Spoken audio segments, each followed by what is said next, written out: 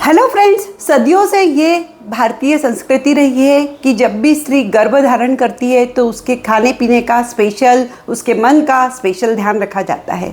पर आज की इस सदी में diabetes, blood pressure, heart disease बहुत बढ़ रहा है और हमारे मन में सवाल आता है कि मुझे डायबिटीज़ क्यों है, क्योंकि मेरी मदर या मेरे पेरेंट्स को तो डायबिटीज़ नहीं है। तो क्या मदर के खाने पीने का जब बच्चा पेट में रहता है तो बच्चे पे भविष्य में डायबिटीज़ होने का रिस्क बढ़ता है क्या? चलिए साइंस क्या बोलती है। मैं doctor Deepika Mundada, physician from Nashik, आज आपके साथ डिस्कस करना चाहती हूँ कि मदर के खाने पीने से ड्यूरिंग प्रेगनेंसी बच्चे के भविष्य में होने वाली बीमारियों का कैसे कुछ रिलेशन हो सकता है क्या। सबसे पहले ये समझ लें कि जब मदर का खाना ठीक नहीं होता है, under nutrition, over nutrition, high fat diet, exercise की कमी, विटामिन्स की कमी और विटामिन्स की एक्सेस, ये कुछ भी कारण अगर रहें तो बच्चे पर डेफिनेटली भविष्य में विपरीत परिणाम हो सकता है। भविष्य में मतलब ये है बच्चा बड़ा होके इसे ज़्यादा चांस होंगे diabetes, blood pressure, heart disease, high cholesterol होने का।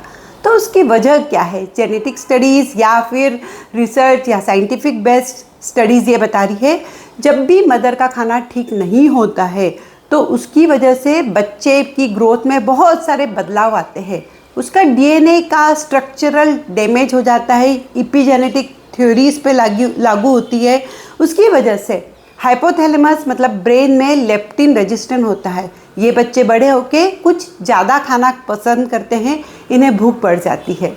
पेनक्रियाज में बीटा सेल्स का डेवलपमेंट कम हो जाता है, तो भविष्य में ये बच्चे जब बड़े होते हैं तो उन्हें इंसुलिन सिक्रीशन कम होके डेफिनेटली डायबिटीज़ होने का रिस्क बढ़ जाता है।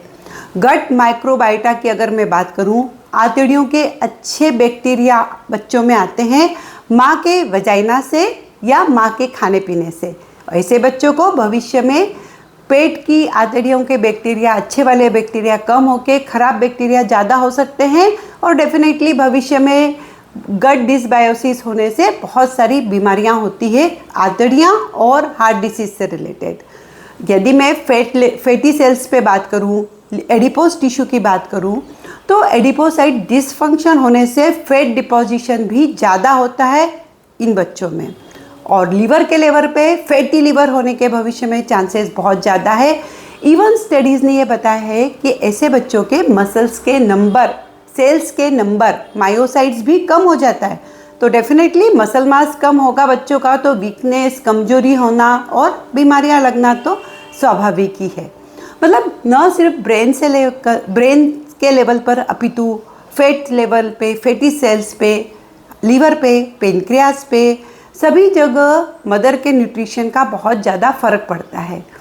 यदि हम आज ही आने वाली जनरेशन को डायबिटीज़, हार्ट डिसीज़ से बचाना चाहते हैं तो जब भी मदर प्रेग्नेंट रहती है, लेडी प्रेग्नेंट रहती है, तो उसको बहुत ज़्यादा डाइट कंट्रोल करना चाहिए, जिसमें प्रोटीन ज़्यादा होना चाहिए, फाइबर ज़्यादा होना चाहिए, डाइट में कार्बोहाइड्रेट कम होना चाहिए और साथ में मैक्रो न्यूट्रिशंस, विटामिन्स की कमी या अधिकता को रोकना है।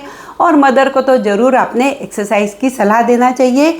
इवन कंसीव होने के पहले, प्रेगनेंसी प्लान होने के पहले से लेकर ड्यूरिंग प्रेगनेंसी एक्सरसाइज का बहुत ही ज़्यादा इम्पोर्टेंट रोल है, ये स्टडीज़ बताती है। Thank you.